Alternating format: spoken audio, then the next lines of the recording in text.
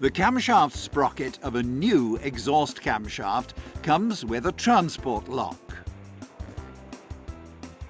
Before installing a new camshaft, the mark on the front of the camshaft sprocket should also be made on the rear in order to facilitate installation.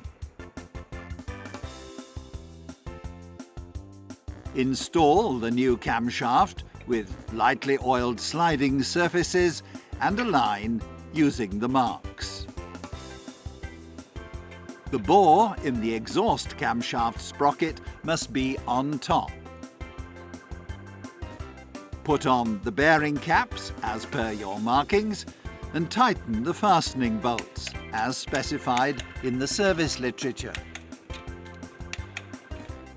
The transport lock can now be removed.